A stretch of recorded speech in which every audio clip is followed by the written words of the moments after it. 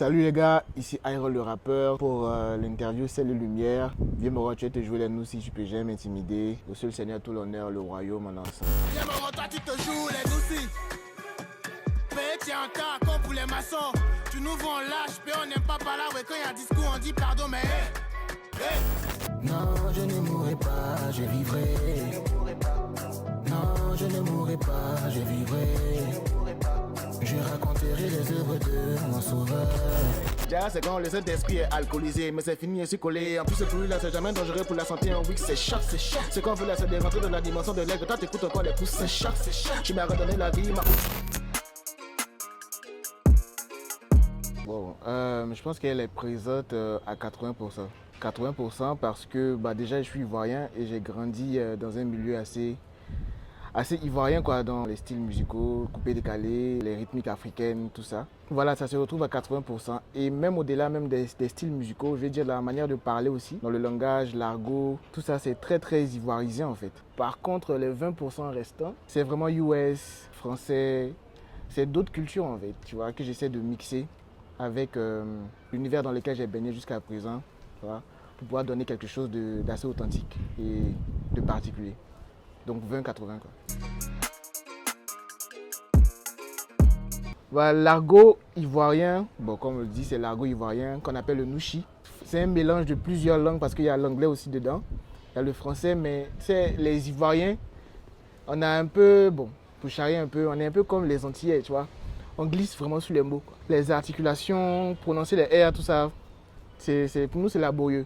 Nous on est très linéaire, tu vois, on va droit au but. Par exemple, si on veut dire comme ça, on dit quoi? Moi personnellement, j'ai commencé à mettre en fait l'argot dans mes chansons. Justement, comme je disais tout à l'heure, en fait, c'était pour apporter ma touche africaine, mon authenticité en fait, mon originalité dans mes chansons. Tu vois. Donc c'est tout ça qui fait un peu un décalage, qui apporte quelque chose de nouveau en fait dans le monde du rap gospel. Voilà, on est très fiers de ça et pour nous c'est un peu une manière aussi de représenter la Côte d'Ivoire en fait dans la musique qu'on fait.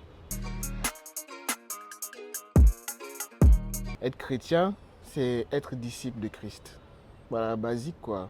Comme il est écrit dans la Bible. Quand dans le Nouveau Testament où on dit que c'était la première fois que les gens appelaient ceux qui suivaient le Christ chrétiens. Genre la première fois que le terme chrétien a été employé, c'était dans le Nouveau Testament en fait. Donc pour moi, être chrétien, c'est ni plus ni moins qu'être disciple de Christ, être comme le maître à son image, suivre ses commandements, marcher selon sa parole et ça s'arrête là.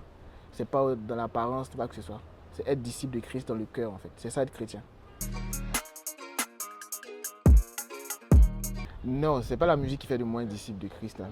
Voilà, c'est la parole que je mets en application qui fait de moi un disciple de Christ. Parce que si c'est pour chanter, on peut chanter. Il n'y a pas de problème. Il y a beaucoup d'imposteurs. La Bible dit même que faites gaffe aux loups qui se déguisent en agneau pour venir séduire les gens. Tu vois. Donc on peut venir parce qu'on a du talent. On peut venir commencer à rapper, parler de Jésus. Jésus, les flex, n'a pas de problème. Hein. Genre, tu peux parler de lui dans ta chanson, il n'y a pas de problème. Je pense que c'est Paul qui a dit qu'il y a des gens qui prêchent par envie, il y en a qui prêchent par appel. Mais si quelqu'un prêche par envie ou qui prêche par appel, c'est pas grave. Le plus important, c'est que Christ est prêché. Tu vois. Mais ça, c'est pour la population, pour la populace. Mais toi-même, individuellement, je veux dire, dans ton cœur, tu n'es pas disciple de Christ, en fait. Donc, forcément, il y a un jugement contre toi. Tu vois. Donc, c'est pas la musique qui fait de moi un disciple. C'est ma manière de vivre, c'est le message que je suis qui fait de moi un disciple de Christ en fait. Il a dit, si vous m'aimez, voilà, vous mettrez en pratique ce que je fais. Pourquoi m'appelez-vous Seigneur, Seigneur, et ne faites-vous pas ce que je demande en fait.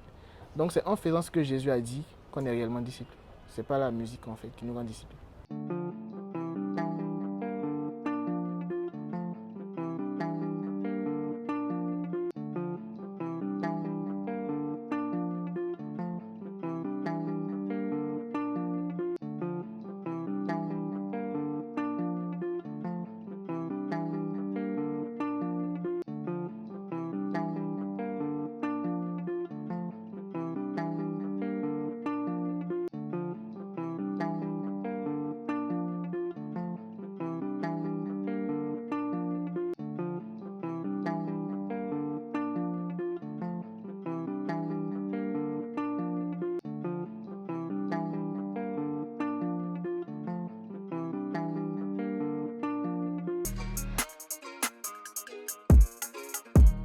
c'est bien plus que les réseaux sociaux en fait, parce qu'on est vraiment, vraiment proches.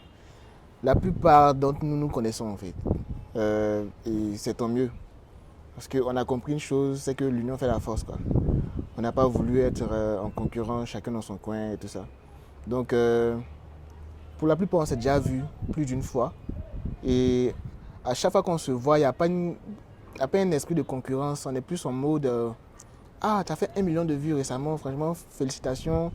Tout ça, je me souviens que pour le concert de KS Bloom, le 10 avril, tous les rappeurs, enfin pas les rappeurs, mais on va dire les acteurs de la musique gospel urbain se sont réunis, voilà, pour pouvoir faire une réunion en fait, concernant la première partie du concert de KS Bloom. On était presque tous là.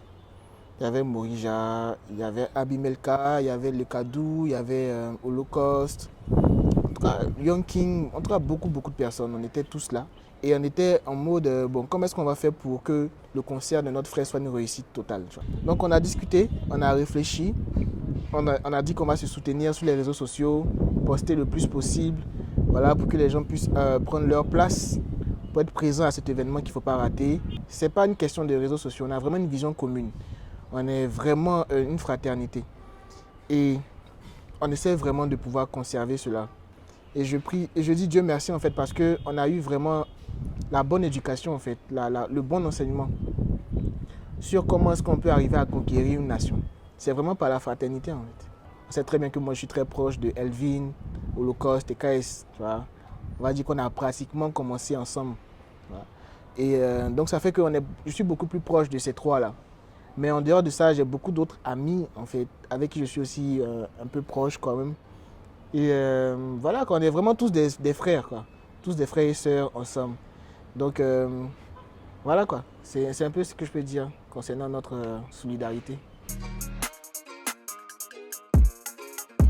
Il y a une histoire assez folle, assez marrante quand même. Donc je disais que j'ai fait l'école militaire préparatoire technique de Bingerville en 2006.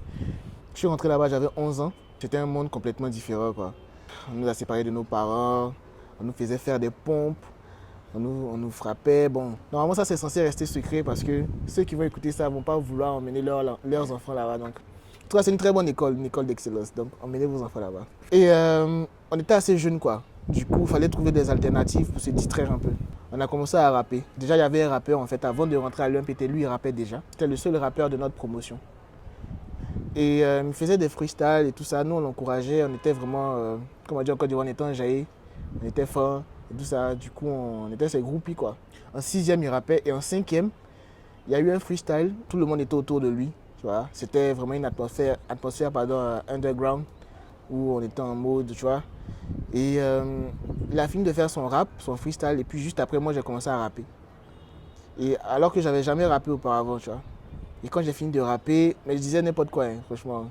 Même moi, je ne me souviens pas de ce que je disais en fait. C'était des trucs du genre. En fait, c'était même pas des paroles en fait, c'était des yaourts. Mais comme il y avait beaucoup de monde, personne n'entendait ce que je disais. Et j'avais le flow parce que j'écoutais beaucoup de rap.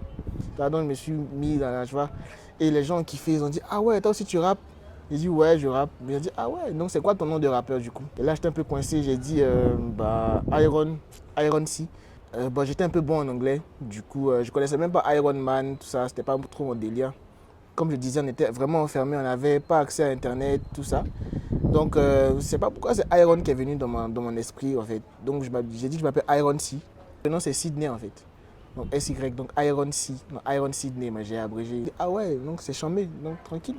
Après c'est devenu Iron le rappeur, parce que j'avais un compte Instagram qui a été bloqué parce que je voulais tellement avoir des abonnés que j'ai commencé à follow tout le monde et n'importe qui, tu vois. Donc Instagram m'a bloqué pour voir si je n'étais pas un robot, tu vois. Ça a duré 1 mois, mais moi je n'étais pas au courant. Pour moi ça allait durer toute la vie. J'ai pas voulu attendre ou me renseigner, j'ai dit ok, je vais prendre un autre compte Instagram, tu vois. Et lorsque j'ai pris le nouveau compte Instagram, j'ai mis Iron le rappeur en fait que vous connaissiez. Donc c'était Iron le rappeur là, tu vois. Donc c'était ça l'esprit. Quand j'ai créé ce nouveau compte, que j'ai fait sortir un freestyle qui s'appelle Qui est chaud. Alors j'ai parlé un peu de, tu dis tu veux avoir une intimité avec Dieu, mais s'il te demande de supprimer ton WhatsApp, est-ce que tu es chaud pour ça, tu vois? Donc qui est chaud en vrai, tu vois? Et quand j'ai fait ça, ça a beaucoup pris sur internet, les gens ont beaucoup partagé, liké, donc ça a accru ma notoriété Donc ça a fait que je ne pouvais plus changer en fait pour revenir sur Iron C. Donc c'est resté Iron le rappeur. Intimidation, je l'ai écrite, je crois que c'était en 2021. Hein. J'avais écouté, on va dire, le témoignage d'un de mes mentors spirituels, qui s'appelle Charles Touré. Il était parti à une campagne d'évangélisation ou une retraite spirituelle. Et là-bas, il y a eu une manifestation en fait d'un cas, d'un démon en fait qui se manifestait dans le corps de quelqu'un. Et c'était un démon guerrier, donc il agitait beaucoup les gens, il bousculait tout. Ayant suivi la scène de loin, je pense, hein, il est venu vers en fait, les personnes qui étaient en train d'essayer de faire sortir le démon pour leur dire ok, je vais me charger en fait du cas. Laissez-moi faire. Il a dit, toi esprit démon guerrier, tu connais l'autorité des fils de Dieu. Maintenant je t'ordonne au nom de Jésus de te mettre à genoux maintenant, sans faire de dégâts, sans faire d'agitation. Et l'esprit a obéi, l'esprit s'est mis à genoux et on a pu chasser le démon tranquillement.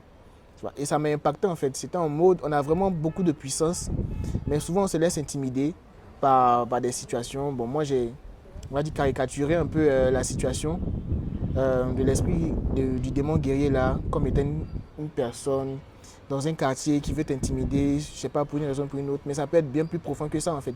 Tu peux parler d'un examen que tu veux passer, d'un concours ou d'une carrière que tu veux avoir, en tout cas une entreprise que tu veux faire en fait. Quelque chose que tu veux entreprendre, mais tu as peur un peu parce que tu ne sais pas à quoi t'attendre. Voilà, c'était un peu ça en fait le truc. En tant qu'enfant de Dieu, on a tellement d'autorité, tellement de puissance qu'on ne doit pas se laisser intimider en fait justement parce que le diable n'a aucune puissance sur nous. Si ce n'est que le fait de venir semer le doute, voilà, semer la peur en nous pour nous affaiblir spirituellement. Donc c'était ça en fait derrière ce chant-là. Vraiment révolter quelqu'un pour lui donner la pleine assurance qu'il a le droit de manifester en tant qu'enfant de Dieu, quoi, tout simplement. Donc, ouais, c'est ça, en fait, l'histoire, l'esprit. Je sens monter une sainte colère pour dire non, je suis un fils de Dieu. Quand tu sens venir la peur, où tu dois dire non, tu ne peux jamais m'intimider, en fait. Parce que je suis basé sur le Christ. Voilà. Donc, c'était ça l'histoire derrière. Nous, on n'a pas Kappa. C'est une manière de dire que, tu sais, Kappa, ça fait partie des trucs, des rites un peu mystiques africains. Quand on dit tu as fait Kappa, ça veut dire que tu es parti voir quelqu'un qui t'a donné des pouvoirs surnaturels, en fait, pour pouvoir te bagarrer. En fait, il y a plusieurs Kappa, il y a Kappa dos des chats, tout ça, genre. C'est-à-dire que lorsque tu te bats, dos des chats, quand tu te bats et qu'on veut te faire tomber, jamais tu vas tomber sur ton dos. Tu vas toujours tomber sur le côté où... Donc on appelle ça dos des chats parce que c'est très rare de voir un chat couché sur le dos, genre vraiment comme ça, quoi. Le rap et j'écoute aussi beaucoup de musique alternative. Je suis aussi très reggae. Vraiment, j'ai beaucoup d'influences. Coupé décalé aussi. Dancehall et afrobeat aussi. Vraiment, je suis, on va dire, un consommateur de la musique, la bonne musique surtout. Ouais. Donc, j'ai vraiment pas de genre précis, mais j'ai vraiment beaucoup d'influence dans la musique. Déjà, il y a Kees Bloom. Oui, il fait un parcours vraiment remarquable. Vraiment, la grâce de Dieu est avec lui. Et en dehors même de la musique, de son parcours, c'est vraiment un vrai modèle en fait, pour la jeunesse. C'est un vrai disciple. Tito Prince, que j'aime beaucoup. Il y a Andy Mineo, je ne sais pas si vous connaissez. Andy Mineo, Lecrae, bon ça c'est plus US. Et ça c'était pour le gospel. Après, pour les personnes qui ne font pas forcément du gospel, mais que je trouve qui peuvent être des tuteurs, pas des mentors, mais des tuteurs, parce que dans leur domaine, franchement, ils donnent beaucoup de professionnalisme et ça donne vraiment l'envie, en fait, de faire un peu comme eux, voilà, dans leur art. Moi, je pense directement à Didi B de Kif No Beat pour le parcours qu'il a eu et qu'il a. Et j'aime beaucoup aussi Kendrick Lamar, bon, Lefa, dans la section d'assaut. Et voilà, ce sont ces personnes-là que je trouve qui sont vraiment encouragées à saluer.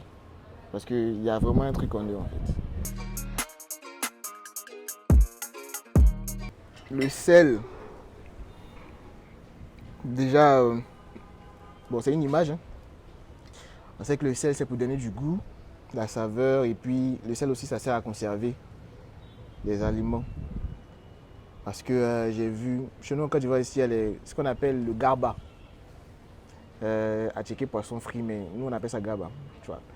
Et le poisson thon là, pour le conserver, ceux qui vendent le garba en fait utilisent le sel pour conserver le poisson. Ils ne mettent pas ça dans la glacière ou quoi que ce soit. Ils utilisent le sel pour conserver le poisson. Donc ça fait que c'est assez salé en fait. Je me sens plus sel que lumière. Le sel a la capacité de rentrer partout où je le mets. Sa saveur en fait, il arrive à se mélanger en fait. Donc tu as l'impression que le sel n'existe pas ou même qu'il n'a jamais existé. Mais il est bel et bien présent. Voilà, c'est un peu comme ça que moi je me vois. C'est exactement comme ça que je me vois. Et puis, qu'est-ce que la lumière veut dire pour moi? Lumière du monde. Comme le Seigneur l'a dit, on n'allume pas la lampe pour la mettre sous le boisseau, mais on la met sur le chandelier pour que la lumière éclaire toute la pièce. Tu vois.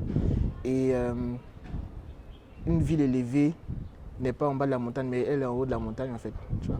Donc la lumière, c'est vraiment l'élévation. C'est vraiment l'élévation, c'est ce qui te permet de pouvoir éclairer, enfin donner vraiment une nouvelle vision, clarifier la vision des gens. C'est exactement ce que Kazim est en train de faire avec son album Allumer la lumière en fait. Tu vois. Il a bien fait de choisir ça même, Allumer la lumière, parce qu'il y a quelque chose qui est en train de se faire. Tu vois. Je sais très bien, on est conscient, on n'est pas dupe, que le fait de pouvoir prêcher, dire que Jésus revient bientôt, annoncer la bonne nouvelle, c'est pas toutes les personnes en fait qui écoutent, qui se convertissent directement. Mais en tout cas, on va dire dans la conscience collective, il y a le nom de Jésus qui est là. Tu vois. Et ça, c'est vraiment une très bonne chose. C'est vraiment un très très bon début. Et nous, notre vision, c'est de vraiment gagner la Côte d'Ivoire, le monde entier même à Christ. Tu vois. Mais dans toute chose, il faut un début. Tu vois. Et ce début-là, c'est justement en fait la lumière qui manifeste ça. Donc il faut une personne élevée pour que voilà, tous les restes soient éclairés dans une nouvelle manière de voir, une nouvelle manière de penser, un nouveau raisonnement en fait. Comme ça, individuellement, chacun pourra en fait prendre sa direction en fonction de la lumière en fait qui est là.